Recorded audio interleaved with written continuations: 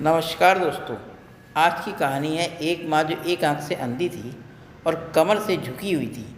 बच्चों ने उसे ठुकरा दिया, पर जब सच पता चला तो सब हक्के बक्के रह गए। कमल बहुत परेशान था। उसे समझ नहीं आ रहा था कि वह इस स्थिति से कैसे निपटे। वह अपनी माँ को बहुत चाहता था, किंतु उसकी पत्नी और बच्चे उसकी माँ से दूर भागते थे, क्योंकि उसकी माँ की एक आंख नहीं थी, साथ ही उसकी कमर भी 90 अंश पर झुकी थी। वैसे वह अपना काम सब खुद कर लेती थी, किंतु फिर भी वह उसकी पत्नी और बच्चों के लिए हमेशा खटकती है।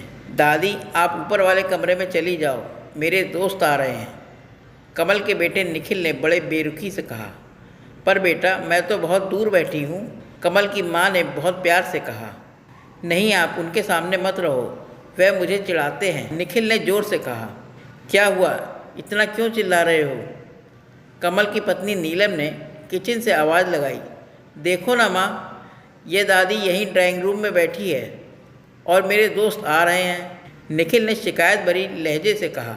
माँ जी, आप ऊपर चली जाओ, क्यों हम लोगों को शर्मिंदा करवाती हो? नीलम ने बेटे का पक्ष लेते हुए कहा। बेचारी सरस्वती चुपचाप उठकर जीने के सहारे ऊपर जाने लगी। कमर झुकी होने के कारण उन्हें ऊपर चढ़ने में बहुत परेशानी हो रही थी, किंतु वह पूरी ताकत से ऊपर के एक अकेले कोने वाले कमरे में जाकर बैठ गई।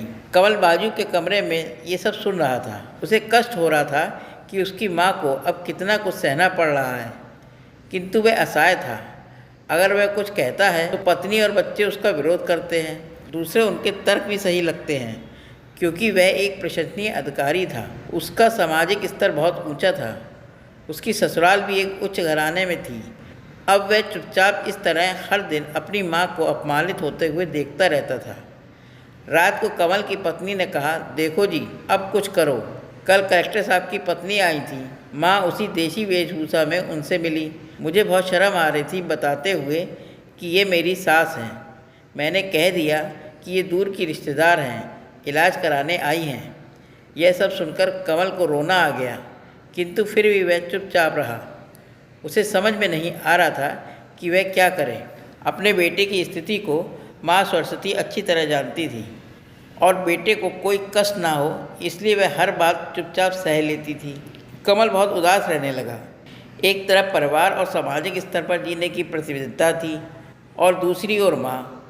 आखिर माँ से अपने बेटे की हालत देखी नहीं गई। एक दिन उसने अपने बेटे से कहा, कमल, बहुत दिन हो गए हैं, मैं अपने गांव जाना चाहती हूँ, मुझे वहाँ पहुँचा दो, मेरा यहाँ मन नहीं लग रहा है। वह बोला कि वहाँ तो कोई नहीं है, तुम्हारी देखभाल कौन करेगा? कमल ने आश्चर्य से पूछा। नीलम ये सुनते हुए बोली, अरे सब गांव वाले तो हैं वहाँ, और वहाँ तुम्हारे मामा जी भी उसी गांव में रहते हैं, और फिर हम सारी व्यवस्थाएं कर आएंगे ना। नीलम को तो जैसे मन की मुराद पूरी हो गई हो। हाँ बेटा, बहू सही कह रही है, सरस्वती ने बहू का पक्ष लेते हुए बोली। कमल जानता था कि गांव में माँ की देखभाल करने वाला कोई नहीं है, लेकिन अपनी पत्नी की जिद के कारण वह अपनी माँ को गांव छोड़ने को मजबूर हो गया। माँ को गांव छोड़कर आते वक्त उसे रोना आ रहा था और अपनी बेबसी पर गुस्सा भी आ रहा था, किंतु परिवार, पत्नी और समाज में उसके मनोभाव को दबा दिया और वह सुकून सा महसूस करने लगा। कुछ दिनों बाद उसके चाचा, जो अमेरिका में रहते थे, वह आने वाले थे। जब कमल बहुत छोटा था, जब उसके पिताजी भी थे, तब कभी वे भारत आए थे और उसके बाद अब भारत आने वाले थे। पूरा परिवार और आस पड़ोस बहुत उत्साहित था। अमेरिका से कमल के डॉक्टर चाचा आ रहे थे। डॉक्टर चाचा ने जैसे ही घर में कदम रखा, सब ने मिलकर बहुत उत्साह से उनका स्वागत किया। तब उन्होंने कमल से पूछा, क्यों कमल, भाभी नहीं दिख रही हैं, कहाँ हैं? डॉक्टर चाचा ने उत्साहपूर्वक पूछा। जी, वह गांव में रहती हैं, यहाँ उनका मन नहीं लगा, नीलम ने उत्तर दिया। डॉक्टर चाचा ने कमल की ओर देखा तो कमल ने अपनी आंखें नीचे झुका ली। डॉक्टर चाचा सब कुछ समझ गए। बोले, कल हम भाभी से मिलने गांव चलेंगे। और फिर दूसरे दिन सभी लोग गांव के घर में पहुँचे।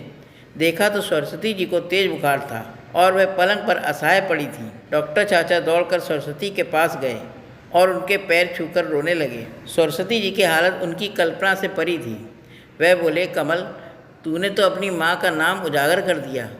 अपनी माँ की हालत देखकर तुझे तो शर्म भी नहीं आ रही होगी। डॉक्टर चाचा ने कमल को डांटते हुए कहा। नहीं देवर जी, कमल का कोई दोष नहीं है, मैं खुद गांव आई थी। सरस्वती ने अपने बेटे का बचाव किया। मुझे सब पता चल गया है भाभी, आप चुप रहो। क्यों बहू, तुम्हें अपनी सास का रहना पसंद नहीं है? समाज में तुम्हें नीचा देखना पड़ता है ना? डॉक्टर चाचा ने नीलम की ओर व्यंग से देखा। नीलम निरुत्तर होकर कमल को देखने लगी। आज तुम जिस सामाजिक स्तर पर हो वह उन्हीं के संघर्ष की देन है। और बेटा कमल, तुम्हें शायद मालूम ना हो कि बचपन में तुम जब 1 साल के थे तब छत से नीचे गिरने के कारण तुम्हारी एक आँख फूट गई थी और तुम्हारी रीढ़ की हड्डी में भी समस्या थी। तब तुम्हारी इस माँ ने अपनी एक आँख और अपना बोन मैरो तुम्हें देकर इतना सुंदर स्वरूप दिया। नीलम बेटा, इतने सालों तक संघर्ष करके बेटे को प्रशंसनीय अधिकारी बनाने वाली इस संघर्ष औरत की तुम लोगों ने यह दशा कर दी। तुम्हें ईश्वर कभी माफ़ नहीं करेगा। डॉक्टर चाचा की आंखों से आंसू बह रहे थे। अब भाभी, आप मेरे साथ अमेरिका जाएंगी, यहाँ इन स्वार्थी लोगों के बीच नहीं रहेंगी, डॉक्टर चाचा ने सरस्वती से कहा। कमल को तो काटो तो खून नहीं। डॉक्टर चाचा ने जो उन्हें राज बताया उसके बाद तो कमल को यही लग रहा था कि उससे ज़्यादा पापी इंसान इस दुनिया में कोई नहीं है। वह दौड़ता आया और अपनी माँ सरस्वती के कदमों में लिपट गया। वह बोला, माँ, मेरा अपराध क्षमा योग्य नहीं है। मैं जानबूझकर चुप्पी साधा रहा, आपका अपमान करवाता रहा। अब आप ही उस घर में मेरे साथ रहेंगी और कोई नहीं। कमल ने अपनी पत्नी और बच्चों की ओर देखकर बोला। नीलम को भी बहुत पश्चाताप हो रहा था, किंतु उसकी हिम्मत नहीं हो रही थी कि वह माँ से आंखें मिला सके। सरस्वती ने नीलम की स्थिति को समझकर उसको पुचकारते हुए अपने पास बुलाया और कमल को डांटते हुए कहा, खबरदार, जो मेरी बहू को मुझसे अलग करने की कोशिश की तो मैं तुझे घर से बाहर निकाल दूंगी। नीलम और बच्चों ने सरस्वती के पैर पकड़ते हुए अपने व्यवहार की माफ़ी मांगी और माँ ने हृदय से सभी को माफ़ कर दिया। दोस्तों, ये कहानी कैसी लगी? अगर अच्छी लगी हो तो मेरे चैनल को लाइक करें, सब्सक्राइब करें और शेयर करें। धन्यवाद दोस्तों।